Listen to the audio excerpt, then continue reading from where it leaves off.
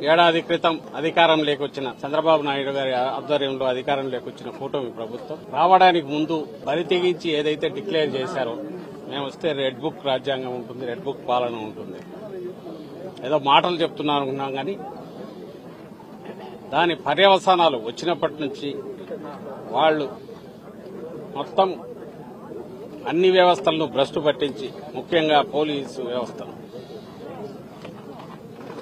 Red book రాజ్యాంగం అంటే ఎట్లుంటుంది, ఒక ప్రజాస్వామ్య దేశంలో ఒక రాష్ట్రంలో ఎట్లా ఇంప్లిమెంట్ చేయగలరు అనేది వరుస పెట్టి తప్పుడు కేసులు పెట్టడం ద్వారా ఆచరణలో చూపిస్తూ వచ్చారు. దానికి తాజాగా వైఎస్ఆర్ కాంగ్రెస్ పార్టీ సీనియర్ నాయకుడు మాజీ మంత్రి గోవర్ధన్ రెడ్డి గారు కూడా ఈ మధ్య గురయ్యారు. అంటే ఏదైనా కేసులో ఆధారాలుంటే దాని మీద ఎంతవరకైనా పోవచ్చు, ఎంతో కొంత పొగ ఉంటే నిప్పు ఉందని చెప్పి దాని మీద పోయి చేయడంలో కూడా అభ్యంతరం లేదు. కానీ అసలు ఏమీ లేకుండా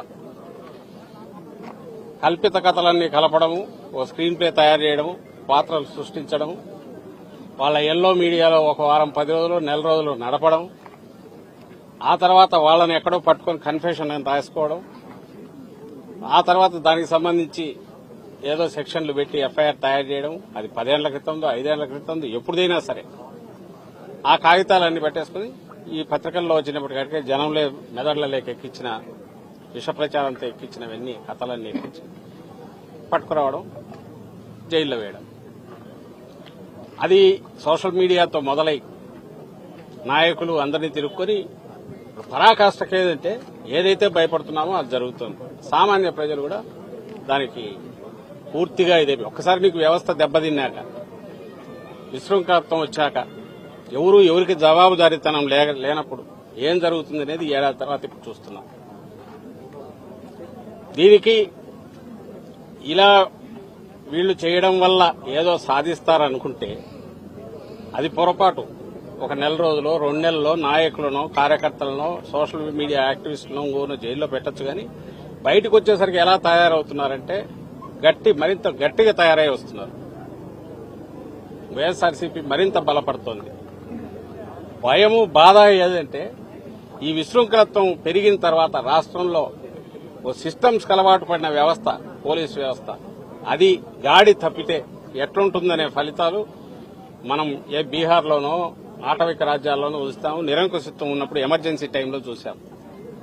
ఇప్పుడు మళ్లీ అది రుచి చూపిస్తున్నారు. మళ్లీ వెనక్కు తెచ్చుకోవడం కష్టం. చంద్రబాబు నాయుడు గారికి అది తెలిసినట్లేదు. రెండవది, నువ్వు నాటిన విత్తనం ఈరోజు ఏదైతే రేపు దాని ఫలాలు ఎట్లుంటాయనేది కూడా ఆయన ఊహించట్లేదు. భయంకరంగా ఉంటాయి. ఇంత సింపుల్ అనుకోరా. కేసులు పెట్టొచ్చు ఎవడి మీదైనా, ఇద్దరు కలిసినా లేదా ఒకరిద్దరు ఫోన్లో మాట్లాడుకున్నా దాన్ని బేస్ చేసుకుని ఒకటి పట్టుకొచ్చి కాళ్ళు ఎరగొట్టి కన్ఫెషన్ రాయించుకుంటే వరుస పెట్టి 10 మందిని జైల్లో తోయొచ్చు, హెరాస్ చేయొచ్చు.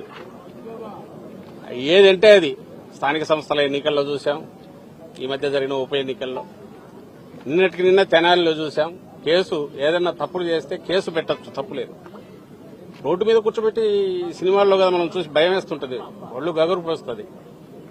కాకి డ్రెస్ వేసుకుని బూట్కాలు కళ్ళ మీద పెట్టి లాఠీలతో బాదుతున్నారంటే మళ్ళీ లాఠీ మార్చి లాఠీ.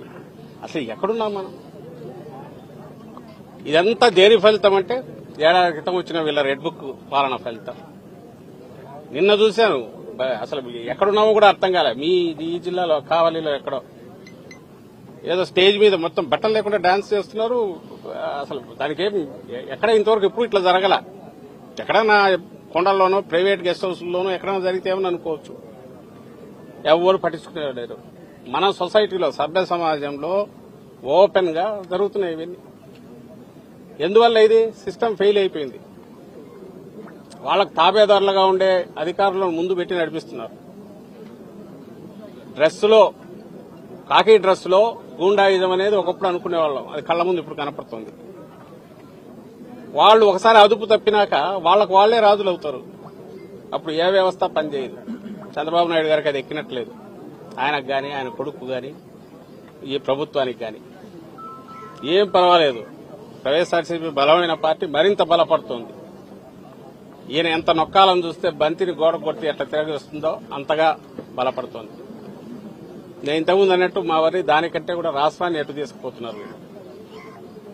తాము ఈ చెప్పిన ప్రామిస్లు ఏది చేయలేక క్వశ్చన్ చేసే వాయిస్ ఎక్కడుంటే అక్కడ దాన్ని నొక్కడానికి, మిగిలిన వాడు ఎవడు గొంతు విప్పకుండా బెదరగొట్టడానికి టెర్రర్ క్రియేట్ చేశారు. ఈ టెర్రర్ను మరింత ప్రచారం చేసి ఎంటైర్ సమాజాన్ని దాన్ని భయపెట్టి అదుపులోకి తెచ్చుకోవడానికి ప్రచార సాధనాలన్నీ ఫుల్ ఉపయోగిస్తున్నారు. ఈ సందట్లో దోపిడీ భయంకరంగా సాగిస్తున్నారు. ఇది ఇప్పుడు జరుగుతున్న 1 year తర్వాత, ఈ పాలన తర్వాత. ఈరోజు కాకాని గోవర్ధన్ రెడ్డి గారు గట్టిగా గొంతు వినిపించే నాయకుడు. ఆయన మీద గురి పెట్టినప్పుడే అనుకున్నాం, ఆయన మాట్లాడుతున్నారు అన్నప్పుడే ఈయన మీద ఒక గురి పెడతారని. సీనియర్ నాయకులు ఎవరుంటే వాళ్ళ మీద గురి పెడుతున్నారు. తద్వారా ఏ రకంగా అయినా సరే పార్టీని బలహీనం చేయాలి, ప్రతిపక్షం అనేది లేకుండా చేయాలని చూస్తున్నారు. అది అసాధ్యం. అందులోనూ వైఎస్ఆర్సీపీ లాంటి పార్టీని, జగన్మోహన్ రెడ్డి గారి లాంటి నాయకుడు, అంత పట్టుదల కలిగిన పటిమ ఉన్న నాయకుడిని వాళ్ళు ఏం చేయలేరు. దానివల్ల ఏమవుతుందంటే పార్టీ మరింత బలపడుతుంది. థ్యాంక్స్ టు చంద్రబాబు నాయుడు గారు. ఎస్, 2 నెలలు అందరం పోవచ్చు. వాళ్ళు ఎవరి మీద, అందరి మీద కేసులు ఉన్నాయి, ఎప్పుడైనా పోవచ్చు. అంతకుమించి చేసుకోగలిగేది ఏం లేదు. కానీ తనకు రాజకీయంగా ఇంకా పూర్తిగా ఉనికి లేకుండా చేయాలని ప్రజలు ఇప్పటికే ఏడాది తిరగక ఉంది. ఇది కూడా ఏ చరిత్రలో ఏ పార్టీకి ఇంత బలంగా ఫలితాలు తెచ్చుకొని విజయం సాధించిన ఆ కూటమి లేదా ఆ పార్టీకి ఇంత త్వరగా అయితే జనం ఆల్రెడీ దానికి పాడగట్టాలని డిసైడ్ చేసుకున్నారు. ఈ పాలనకు అనేది 1 year తర్వాతనే బయటకు రావడం అనేది బహుశా ఏ చరిత్రలో ఉన్నది ఇక్కడ జరుగుతుంది.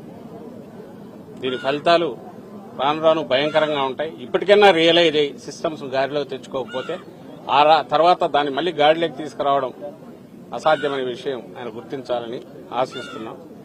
గుర్తించకపోతే ఆయన కర్మ. వచ్చే కాలంలో ఎట్లుంటాయి ఫలితాలంటే ఇంకా భయంకరంగా ఉంటాయి. ఈ విషయం కూడా ఆల్రెడీ చెప్తూనే ఉన్నాం. ఎప్పటికైనా రియలైజేషన్ వస్తుందని, రావాలని ఆ దేవుణ్ణి కోరుకుంటున్నాం. Thank you sir. ముఖ్యంగా రాష్ట్రంలో మొత్తం రెడ్ బుక్ రాజ్యాంగం నడుస్తుంది, ప్రజాస్వామ్యంలో ఆ రాజ్యాంగం లేదని చెప్పి అందరూ అంటున్నారు. అదే క్రమంలో ఎన్ని జరుగుతున్నాయి అనుకోవచ్చా? నేను అదే అంటున్నా కదా, ప్రకటించినారు. అది కూడా ఏదో పాలన లేకొచ్చి నాకు చేయడం కదా. మళ్లీ చెప్తున్నా, వైఎస్ఆర్సీపీ హయాంలో మీరు ఏ కేసులు అన్నా చూడండి, మా హయాంలో, జగన్మోహన్ రెడ్డి గారి హయాంలో ఖచ్చితంగా, ఇంక్లూడింగ్ చంద్రబాబు నాయుడు గారిని అరెస్ట్ చేసిన. ఇట్లా చేయాలంటే ఆయన వచ్చిన 3 నెలలకు వేసిండొచ్చు చంద్రబాబు నాయుడు గారిని, జగన్మోహన్ రెడ్డి గారు అనుకోండి. ఎందుకంటే కేసులు ఉన్నాయి. అయితే ఇన్వెస్టిగేషన్ జరగాలి, ఆధారాలు దొరకాలి, ఉండాలి. ఆధారాలు ఉన్నాయి. మేం కాదు, సెంట్రల్ గవర్నమెంట్ పెట్టిన కేసులు ఉన్నాయి. ఇన్కమ్ ట్యాక్స్ డిపార్ట్మెంట్, జీఎస్టీ వాళ్ళు పెట్టిన కేసులున్నాయి. అలాగే మిగిలిన అచ్చెన్నాయుడు మీద పెట్టిన, అంగోడు మీద పెట్టిన ఉంది రికార్డులో. వాళ్ళ సంతకాలు, వాళ్ళవో ఆ స్కామ్ జరిగిందంటే దాంట్లో ఇన్వాల్వ్మెంట్ ఉండడము ఉన్నాయి. ఇట్లా అయితే అసలు ఏమీ ఉండదు. ఏ కేసుకు సంబంధించిన ఆరోపణలు ఉండవు, తయారవుతుంది. లేదా 10 ఏళ్ల క్రితం ఏదో ఉంటుంది. ఆ 10 ఏళ్ల క్రితం ఎవడో ఎక్కడో ఏదో అన్నాడని తెచ్చి పోసాని కృష్ణమూర్తి లాంటి వాళ్ళతో అది కూడా పెట్టారు సినిమా ఆర్టిస్ట్ మీద. ఈ పని ఎవరు మేము చేయలేమా? రేపొస్తే అధికారంలోకి వస్తే. ఇప్పుడు అదేదో ఒక నటి ఆమె కేసు, పోలీస్ ఇన్వెస్టిగేషన్ అయిపోయి ఆ కేసు ఉండగానే ఆమె కంప్లైంట్ తీసుకొని ఇంకొక కేసు బుక్ చేసి ఆల్రెడీ ఒక ఐపీఎస్ అతను, రిటైర్డ్ అతను ఇదే అయిపోయాడు. ఇప్పుడు డీజీ స్థాయి అధికారి జైల్లో ఉన్నాడు. నిన్న బెయిల్ వచ్చింది.